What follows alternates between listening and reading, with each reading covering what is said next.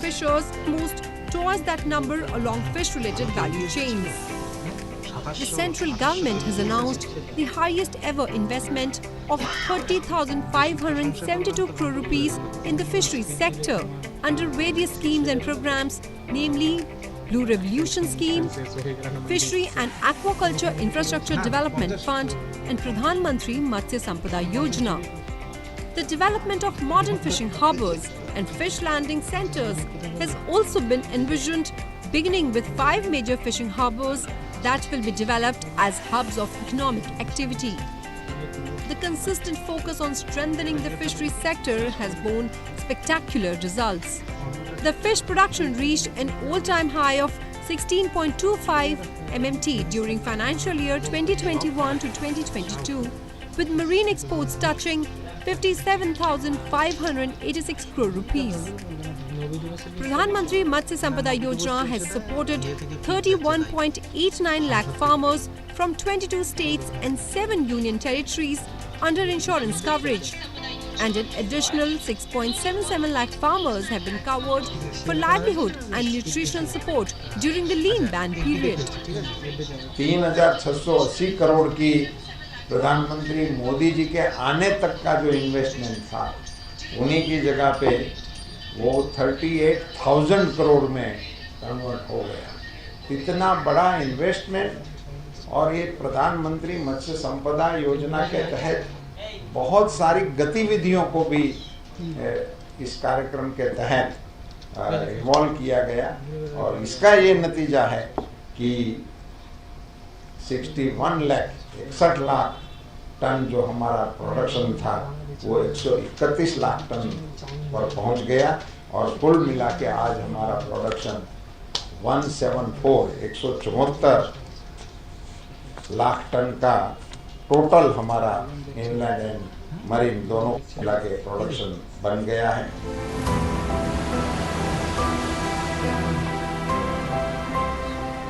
India has emerged as a fish surplus country and has increased its exports of fish and fish products steadily in recent years. Diverse aqua products are exported from India to several countries across the globe. Apart from its role as a powerful income and employment generator and its importance in the growth of a number of subsidiary industries, the fisheries sector holds great significance in terms of health and nutrition. Fish, being an affordable and rich source of animal protein, is one of the healthiest options to mitigate hunger and nutrition deficiency, thereby contributing in the fulfillment of the Sustainable Development Goals. The government has been taking multi-pronged approaches to maximize the potential of fish for health and fish for wealth. The Indian fisheries and aquaculture sectors have become the fastest growing agriculture-allied sectors in the country. In recent years, the Indian government has launched several initiatives to foster sustainable growth in this sector. Let's take a closer look at some of these initiatives. Under the leadership of Prime Minister Modi, the government has brought about transformational reforms in the fisheries sector.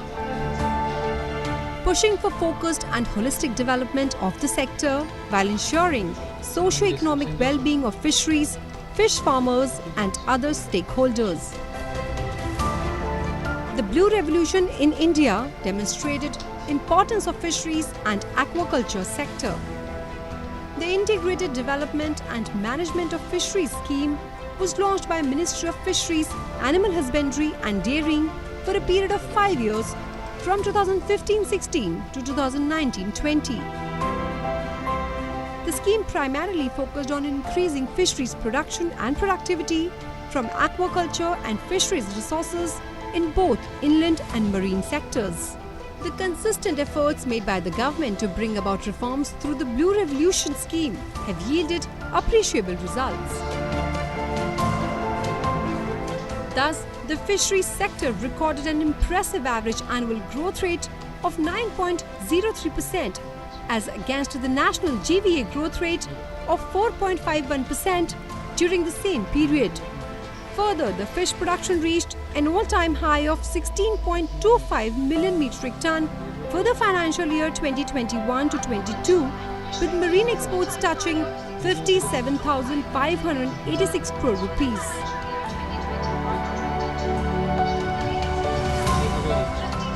The Blue Revolution scheme was the first step towards making the fisheries sector economically viable and robust. To consolidate the achievements of Blue Revolution and provide focused attention to the sector, the government in its union budget financial year 2019 to 20 announced a new scheme, the Pradhan Mantri Matsya Sampada Yojana. PMMSY aims to address critical gaps in fish production and productivity. It aims to modernize and strengthen the value chain and double fishers and fish farmers' incomes. It ensures social, physical and economic security for fishers and fish farmers. The Pradhan Mantri Matsya Sampada Yojana is an umbrella scheme with two separate components, namely Central Sector Scheme component implemented with 100% funding by the centre and Centrally Sponsored Scheme component implemented with fund sharing between centre, states and beneficiaries. PM Matsya Sampada Yojana से आज मछली के उत्पादन में बहुत प्रगति हो रही है। देश भर में जहां भी नदियां हैं, छोटे तालाब है, इस योजना से ग्रामीणों को, किसानों को आय का अतिरिक्त साधन मिल रहा है। इसमें लोकल स्तर पर फीड उत्पादन के लिए भी सहायता दी जा रही है। आज 25,000 से ज्यादा सहकारी समितियां फिशरीज सेक्टर में काम कर रही हैं।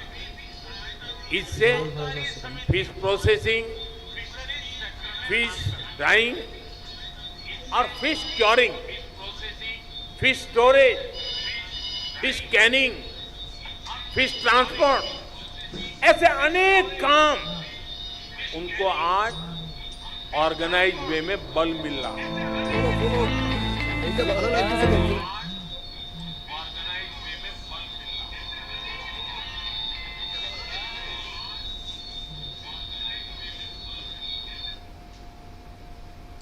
In the sea across the coastal belt, demonstrating solidarity with all fisher folk, fish farmers and concerned stakeholders as a spirit of 75th Azadi Ka Amrit Mahotsav, saluting our great freedom fighters, sailors and fishers. It is an initiative by government aiming to resolve the issues of the fishers and other stakeholders and facilitate their economic upliftment through various fisheries schemes and programs being implemented by the government, such as Pradhan Mantri Matsya Sampada Yojana and Kisan Credit Card. Considering the importance of water in sustainability, the fisheries sector plays a significant role in achieving the sustainable development goals and solves many problems like poverty, hunger, gender disparity and conservation of water bodies.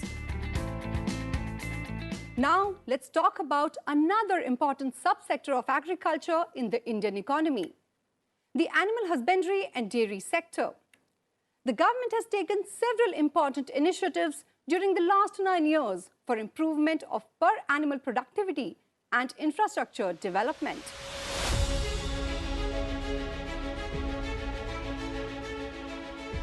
India has vast resources of livestock and poultry, which play a vital role in improving the socio-economic conditions of rural masses.